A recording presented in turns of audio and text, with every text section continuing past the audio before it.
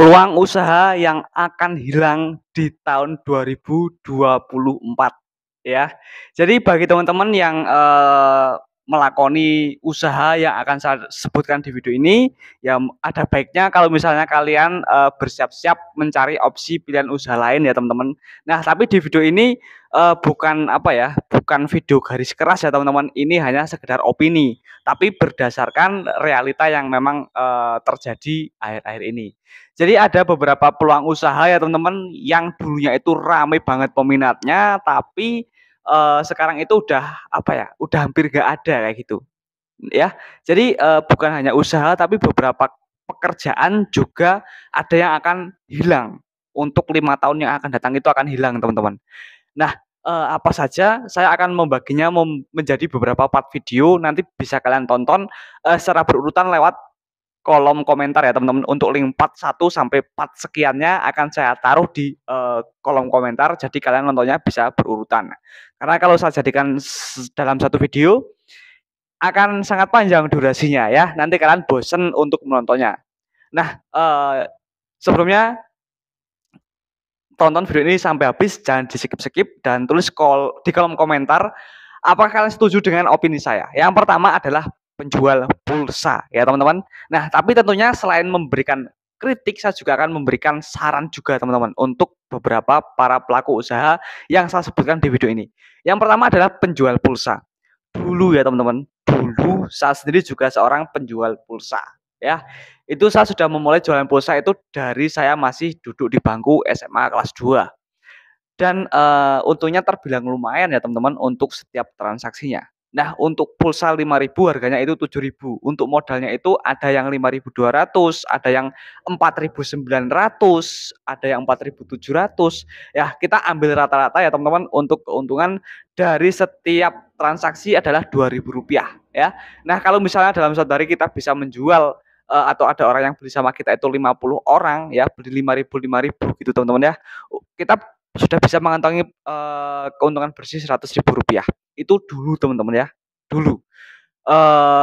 Apalagi kan kalau misalnya dulu waktu saya masih SMA, saya kerja di mana pun, itu sampingan saya memang jualan pulsa teman-teman, awal-awal dulu.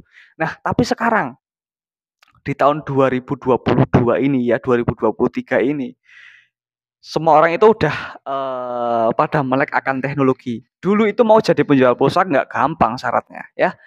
Kita harus datang ke counter dulu, kita harus daftar menjadi member dulu ya, kita harus deposit dulu, kayak gitu teman-teman. Jadi nggak gampang dan ada minimal pembeliannya dulu teman-teman untuk menjadi seorang agen pulsa. Nah sekarang, kalau misalnya kalian masih jualan pulsa, apakah prospek kedepannya bagus? Kalau misalnya menurut saya itu kurang bagus teman-teman.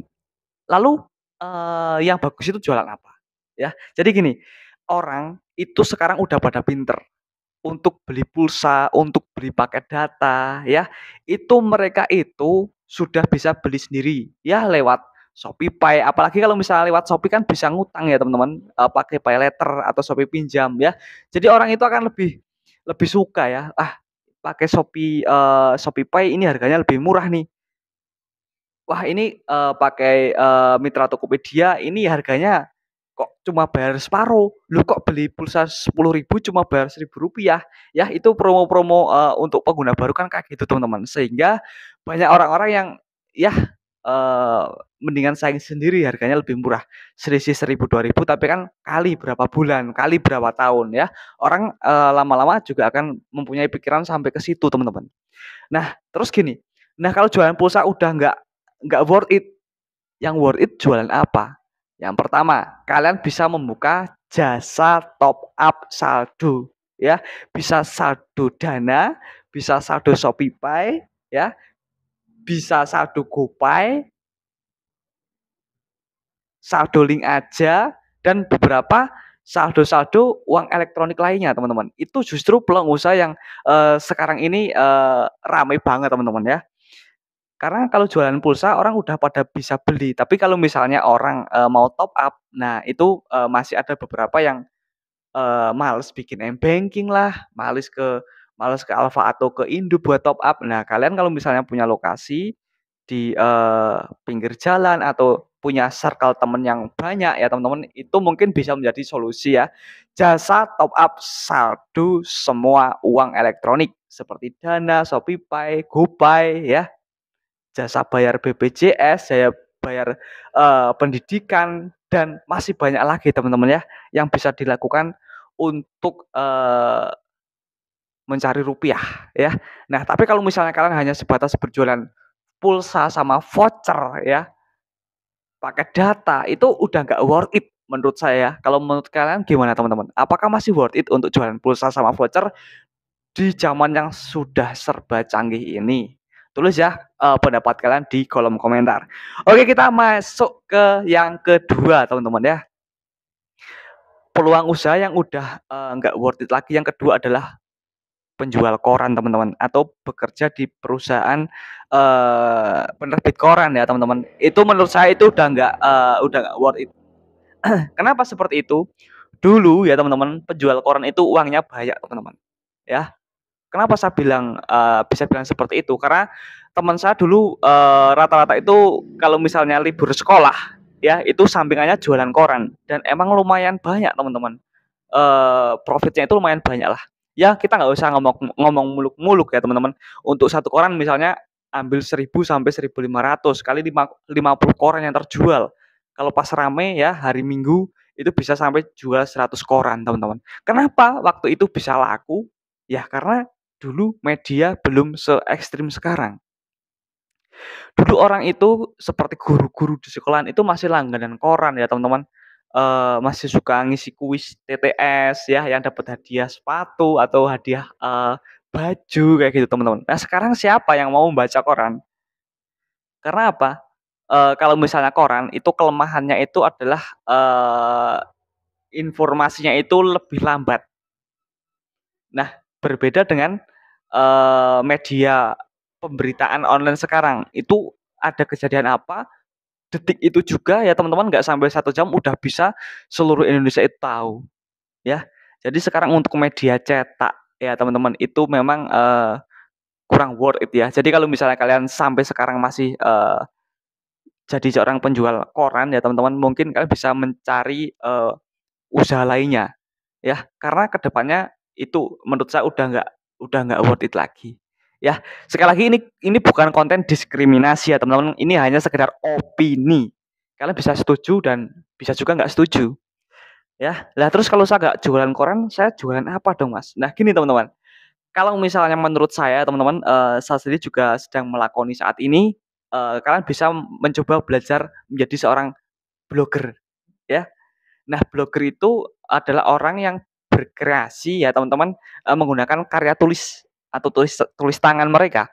Nah, kalau YouTube kan, dengan video seperti ini. Nah, kalau blogger itu dengan, tulisan mereka. Nah, itu pun juga bisa menghasilkan uang sama seperti YouTube teman-teman ya, bisa monetisasi seperti itu ya. Jadi, kalau misalnya orang sekarang itu lebih suka membaca di HP karena lebih lebih simpel ya. Kalau koran kan ya udah harus beli dulu, bacanya lama dan, kurang menarik. Lah kalau blogspot kan blogger, website itu kan, tampilan halaman kalau misalnya si blogernya pinter bisa membuat, orang yang membaca betah ya.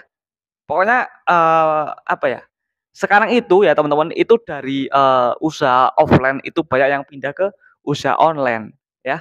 Ya kayak salah satunya ya kayak tadi reformasi penjual pulsa jadi penjual ShopeePay, penjual Dana, penjual GoPay ya. Dari penjual koran bisa menjadi seorang, penjual atau seorang blogger atau pembuat website, kayak gitu teman-teman. Nah untuk kursusnya kan mahal Mas. Nah tapi gini teman-teman, sekarang itu mau belajar sesuatu itu nggak kayak dulu lah kalau menurut saya. Dulu waktu saya sekolah, itu kalau misalnya apa-apa itu harus kursus.